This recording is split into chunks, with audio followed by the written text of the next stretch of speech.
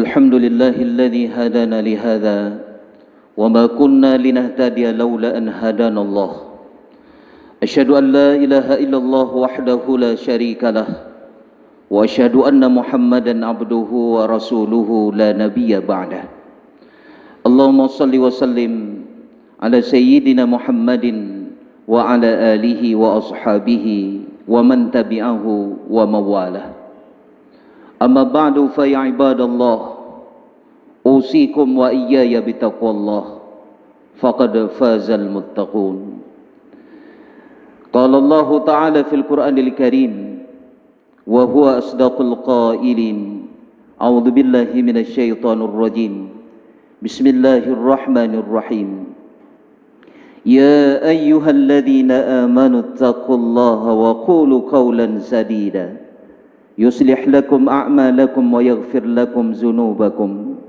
ومن يطع الله ورسوله فقد فاز فوزا عظيما إن الله وملائكته يصلون على النبي يا أيها الذين آمنوا صلوا عليه وسلموا تسليما صدق الله العظيم. Pada hari ini ketika matahari telah keluar dan kehidupan kita terus-menerus berputar, dengan hati yang bergemetar kita bersujud kepada Zat yang Maha Besar sebagai pancaran ketakwaan kita kepadanya. Karena dengan takwa mengerjakan perintah dan tapaju'uh ban mandum larangannya, gedanyo akan mendapatkan kebahagiaan yang hakiki di dunia dan insya Allah di akhirat nanti. Lastu uras sa'adata jam'aman walakin attaqa wahiya sa'id. Seorang ulama mengatakan, aku tidak pernah melihat bahwa kebahagiaan itu semuanya bergantung kepada harta. Tetapi jalan untuk menggapai kebahagiaan itu dengan berkhidmat, mengabdi, taat kepada Allah, mengerjakan perintah dan meninggalkan larangan-larangannya. Syekh Muhammad bin Ibrahim Al-Hamd dalam sebuah kitab yang beliau tulis, beliau mengatakan bahwa takwa adalah modal di saat kita menghadapi musibah. Takwa adalah tempat berhimpun segala macam bentuk kebahagiaan. Takwa itu adalah tangga untuk menggapai sesuatu yang tinggi di sisi Allah Ta'ala. Dan takwa itu pula yang memantapkan hati di saat kita menghadapi ujian yang datang dari Allah, dan yang mengokohkan kaki di mana tempat yang menggelincirkan lagi menyesatkan. Karenanya khatib mengajak diri khatib sendiri juga kepada seluruh jamaah yang telah berhadir agar senantiasa selalu berkhidmat, mengabdi, taat kepada Allah, mengerjakan perintah dan meninggalkan larangan-larangannya. Hadirin yang mulia, sebelum kita tamong dalam rukun 2 al-khutbah, izinkan khatib untuk beberapa waktu ke depan menyampaikan sedikit mau'izatul hasanah dengan tema keistimewaan Sya'ban di antara Rajab dan bulan Ramadan. Hadirin yang dimuliakan Allah Subhanahu wa taala, sebagaimana kita ketahui bahwa bulan Rajab adalah salah satu bulan yang dimuliakan, bulan haram. Di antara 4 bulan haram yang disebutkan oleh Allah di dalam Al-Quran, salah satunya adalah bulan Rajab. Zulqa'dah, Zulhijjah, Muharram, dan bulan Rajab. Kenapa bulan Rajab ini menjadi bulan yang istimewa, menjadi bulan yang haram, yang dimuliakan? Karena di dalam bulan Rajab itu terjadi satu peristiwa pada diri Nabi Muhammad SAW yang disebut dengan peristiwa Isra dan Mi'raj. Sejak awal abad pertama Hijriah terjadi kontroversi ataupun perbedaan pendapat ulama yang berhubungan dengan Isra dan Mi'raj. Sebagian kecil ulama mengatakan bahwa Nabi melakukan perjalanan Isra dan Mi'raj dalam keadaan mimpi, tidak dalam keadaan sadar. Sebagian besar pendapat para ulama, pendapat jumhur ulama, bahwa Nabi melakukan Isra dan Mi'raj dalam keadaan sadar. Sebagian ulama yang mengatakan bahwa Nabi melakukan perjalanan itu dalam keadaan mimpi, bukan dalam keadaan sadar. Karena mereka menggunakan logika yang sederhana. Bahwa hanya orang yang bermimpi sajalah yang dapat melakukan perjalanan jauh dalam waktu yang singkat. Dengan gelempo tunggu katruk warap saja. Dengan gelempo katruk Amerika saja. Hanya orang yang bermimpi saja yang bisa melakukan perjalanan jauh dengan durasi waktu yang singkat. Mekah Palestina, Masjidil Haram, Masjidil Aqsa, 1.500 kilometer. Lazim perjalanan dengan kendaraan pada masa itu 1 bulan pergi, 1 bulan pulang. Tibulan ja, tibulan wawo. Bayangkan Nabi melakukan perjalanan itu memakan waktu 7 sampai 8 jam perjalanan. Perjalanan dengan jauh yang tak terhingga dari Masjidil Aqsa ke Sidratul Muntaha dilakukan oleh Nabi setelah Isya, kemudian beliau kembali sebelum fajar menjelang. Lebih kurang 8 jam perjalanan. Secara logika sederhana tidak mungkin Nabi itu melakukan perjalanan dalam keadaan sadar. Itu pendapat sebagian kecil daripada ulama. Sehingga secara logika manusia tidak mungkin dilakukan perjalanan yang jauh dengan durasi yang singkat. Gua Nabi kedih Mekah kembali, disampaikan ceritanya bahwa orang Mekah yang baru masuk Islam murtad kembali. Apalagi orang kafir memberikan stigma, dikhen macam-macam ke Nabi, sampai ada yang mengatakan Nabi Muhammad itu gila, tidak waras, sesuatu yang tidak mungkin secara logika diceritakan kepada orang kafir. Mereka tidak beriman karena cerita Isra dan Mi'raj itu diyakini dengan sebab iman saja. Maka konsep ilmu orang Islam yang beriman itu, hadirin yang mulia, yang perlu kita ketahui, percaya itu tidak mesti tahu. Berbeda dengan orang kafir, dalam filsafat ilmu mereka menjelaskan tahu itu, percaya itu mesti tahu terlebih dahulu. Maka ada ilmuwan dari Rusia buat kajian tentang alam kubur. Sampai hari ini tidak ada hasil kajiannya yang bisa dipertanggungjawabkan bagaimana kondisi alam barzah, alam kubur dan sebagainya. Maka mereka itu baru percaya setelah mereka itu tahu, buat kajian, buat penelitian dan sebagainya. Konsep ilmu orang Islam yang beriman, percaya itu tidak mesti tahu. Ada yang tahu tidak tentang alam gaib? Nah, di antara getanyo yang tepu alam barzah. Mungkin di antara getanyo nah yang kamati telinga nudip kelai cerita pengalaman dan pengetahuan di alam barzah. Ada tidak di antara kita? Dipastikan sampai kiamat dunia hana urang kamati udip kembali, sehingga mereka menceritakan pengalaman ketika di alam barzah. Maka orang Islam yang beriman dalam konsep ilmu pengetahuan, percaya tidak mesti tahu. Maka Isra dan Mi'raj kita yakin dan percaya kebenarannya, walaupun secara logika manusia tidak mungkin peristiwa itu terjadi. Maka Abu Bakar ketika itu membenarkan peristiwa Isra dan Mi'raj.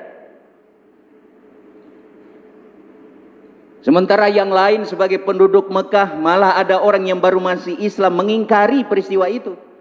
Maka Nabi Muhammad SAW memberikan gelar kepada Abu Bakar dengan As-Siddiq, yang membenarkan. Malah Abu Bakar Siddiq mengatakan, lebih daripada peristiwa itu pun saya akan percaya kalau itu disampaikan, dilakukan oleh Nabi Muhammad SAW. Kemudian hadirin yang mulia, jumhur ulama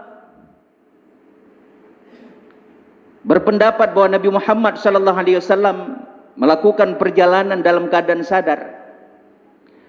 Subhanalladzi asra bi'abdihi laylan minal masjidil harami ilal masjidil aqsa alladzi barakna hawlah linuriyahu min ayatina innahu huwas sami'ul basir.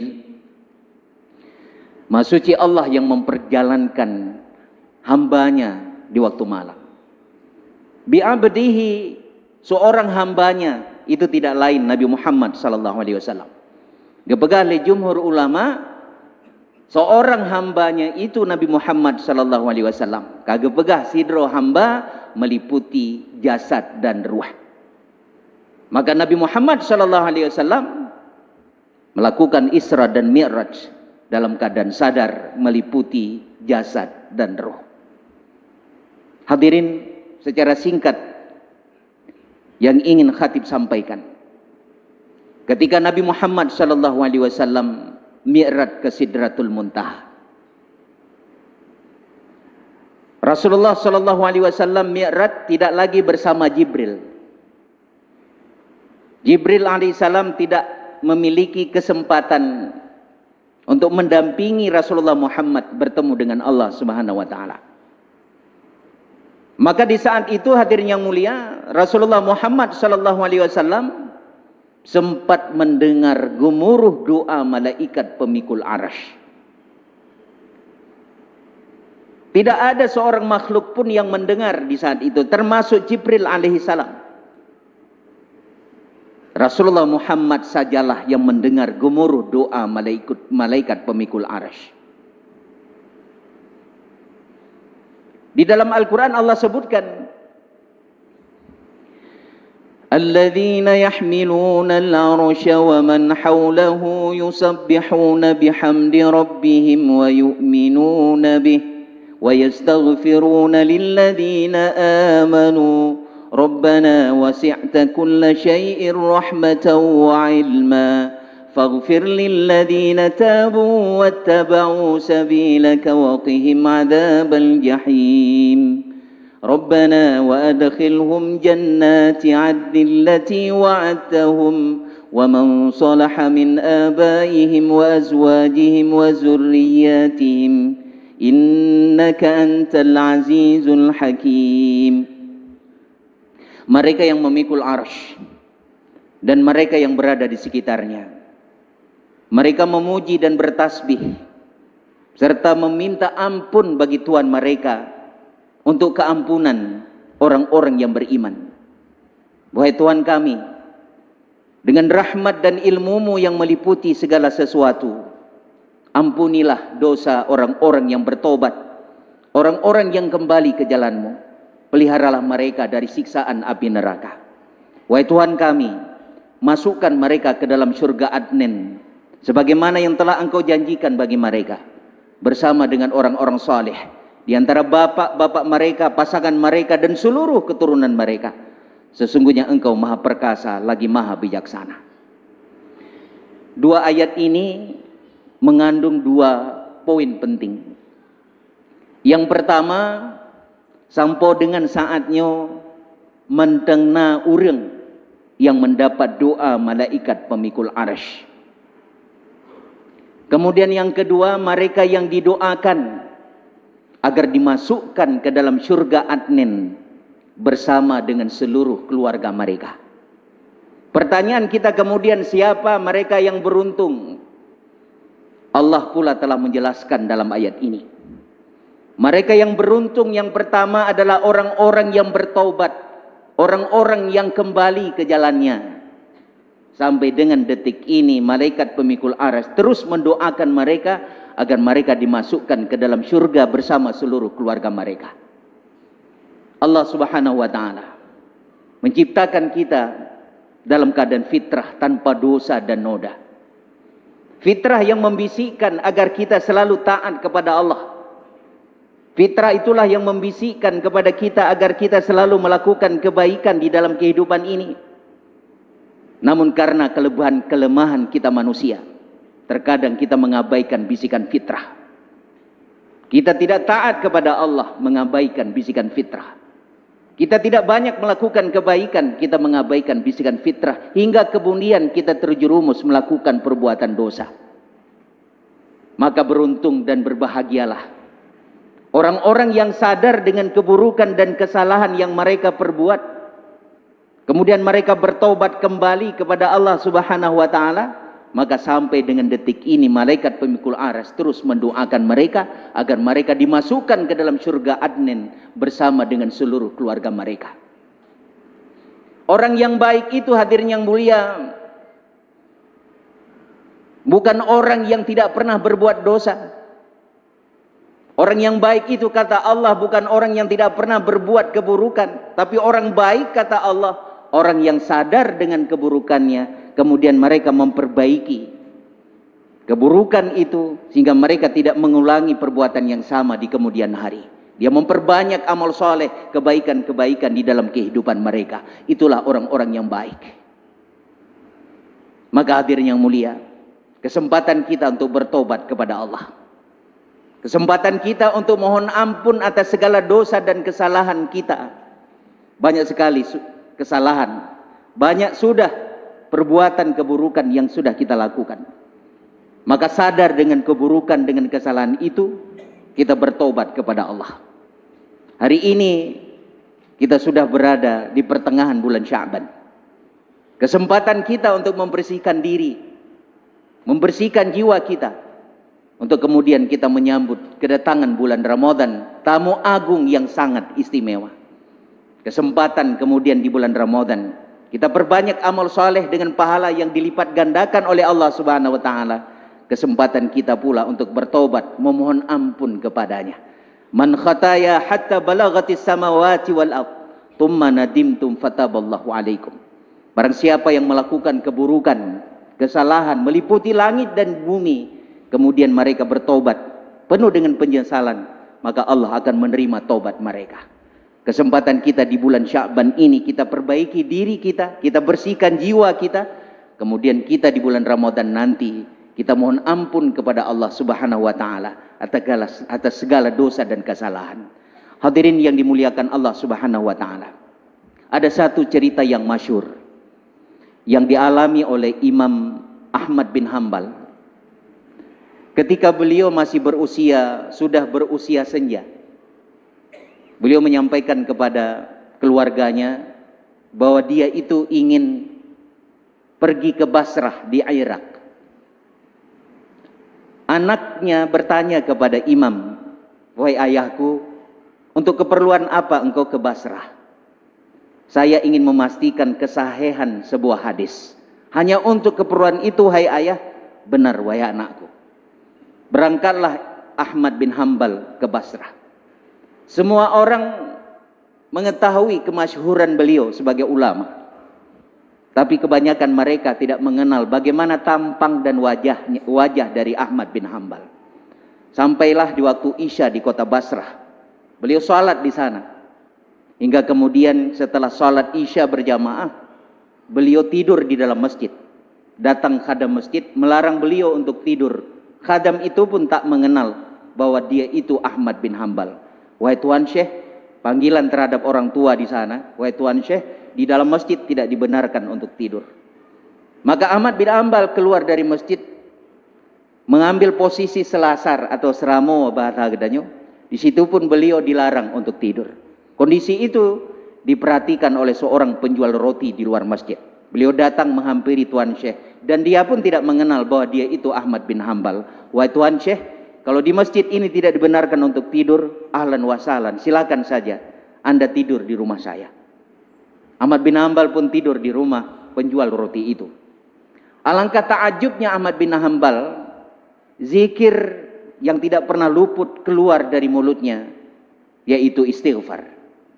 Itu yang dia perhatikan oleh Ahmad bin Hambal, tidak pernah luput dari mulutnya kecuali istighfar.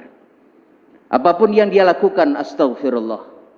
Dia seorang penjual roti, dia mengadon tepung hingga menjadi kue, astagfirullah. Dia terus beristighfar. Dia bergerak ke kiri, dia istighfar, bergerak ke kanan, dia beristighfar. Apapun yang dia lakukan, dia mengucapkan istighfar.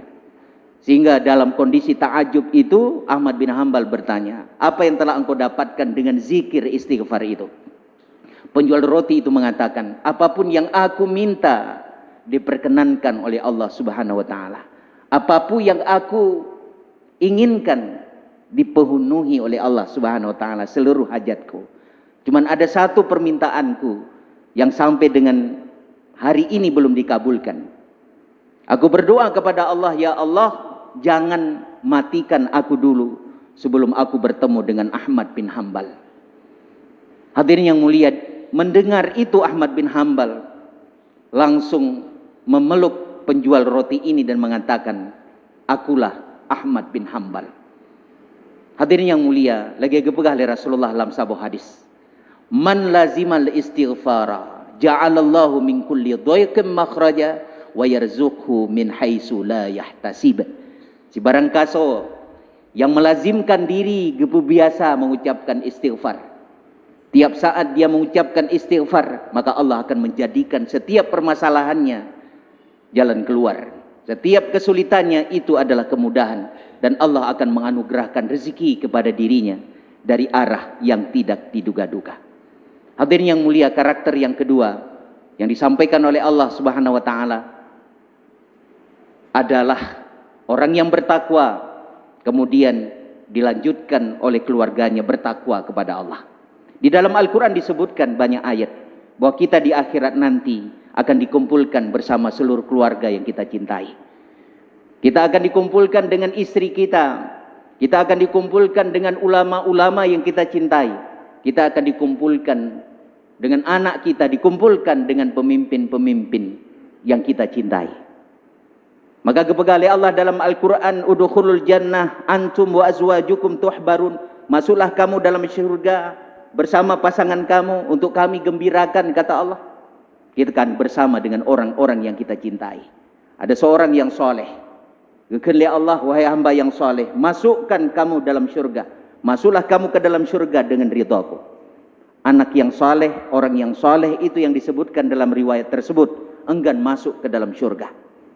Sehingga kemudian orang yang soleh itu mengatakan, wahai Allah, aku bukan tidak mau masuk ke dalam syurga atas ridhamu, tapi aku ingin aku masuk syurga bersama dengan seluruh keluargaku yang aku cintai. Kenapa demikian, wahai hamba yang soleh? Hamba yang soleh itu mengatakan, ketika di dunia aku beribadah karenamu, wahai Allah, dan untuk seluruh keluargaku. Maka ketika itulah Allah Subhanahu wa taala memerintahkan kepada malaikat untuk memanggil seluruh keluarga hamba yang soleh ini, kemudian bersama-samalah mereka masuk ke dalam syurga. Hadirin yang mulia, di luar sana ada orang yang bertanya, bagaimana mungkin kita akan disatukan di satu tempat yang sama, sementara derajat ibadah kita berbeda-beda. Di sana itu tidak ada lagi silaturahmi, tidak ada lagi hubungan. Hanataturili urunsi, hanataturili itu hendak perumoh, apalagi pemimpin-pemimpin kita ketika hidup di dunia. Kita tidak lagi mengenal sahabat, tidak lagi kita mengenal teman-teman kita ketika hidup di dunia. Hadirin yang mulia, itu berlaku bagi orang-orang kafir.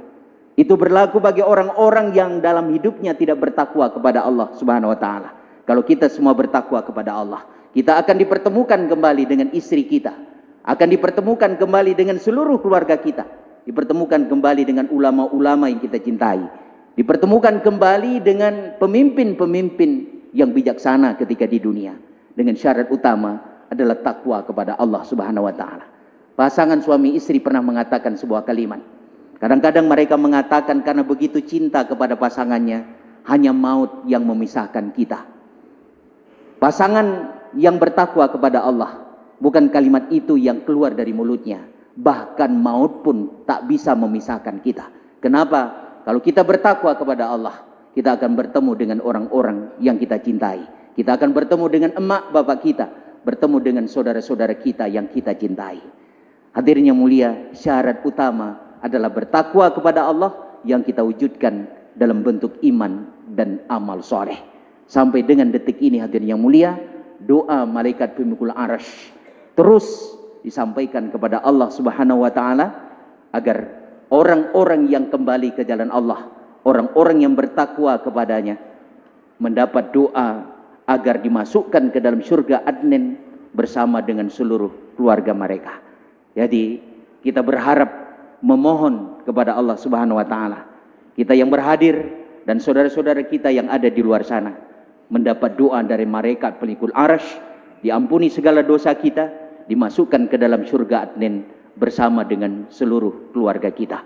Kita berdoa kepada Allah Subhanahu wa taala, diberkati kita di bulan Rajab, diberkati pula kita di bulan Sya'ban, kemudian Allah menyampaikan kita ke bulan Ramadan. Allahumma barik lana fi Rajab wa Sya'ban wa balighna Ramadan. Itulah doa yang kita sampaikan di akhir Sya'ban ini agar kita mendapatkan keistimewaan di bulan Ramadan insyaallah.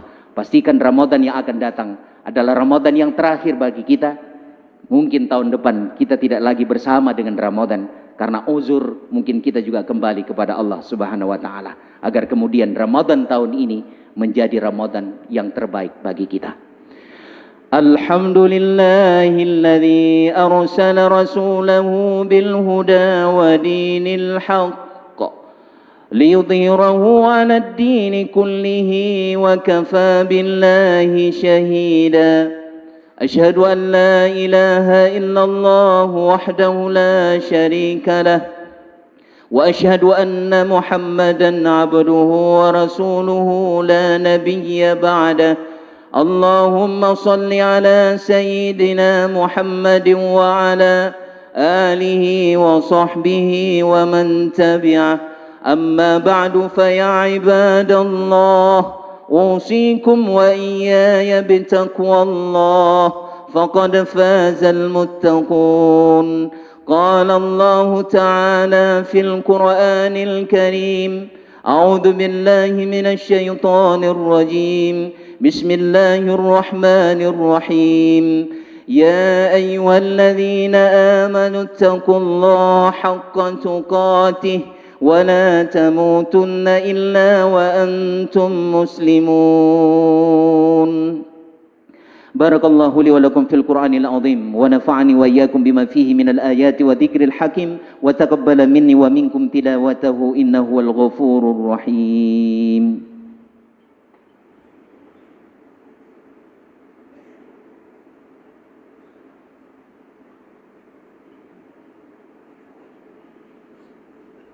Alhamdulillah alladzi nahmaduhu wa nasta'inuhu wa nastaghfiruh wa na'udzu billahi min shururi anfusina wa min sayyiati a'malina may yahdihillahu fala mudilla lahu wa may yudlil fala hadiya lahu. Asyhadu an la ilaha illallah wahdahu la syarika lahu wa asyhadu anna Muhammadan 'abduhu wa rasuluhu la nabiyya ba'dah. Allahumma shalli wa sallim ala sayyidina Muhammadin wa ala alihi wa ashabihi wa man tabi'ah. Amma ba'du fa ya ibadallah ittaqullaha haqqa tuqatih wa la tamutunna illa wa antum muslimun. قال الله تعالى في القرآن الكريم أعوذ بالله من الشيطان الرجيم بسم الله الرحمن الرحيم إن للمتقين مفازا صدق الله العظيم.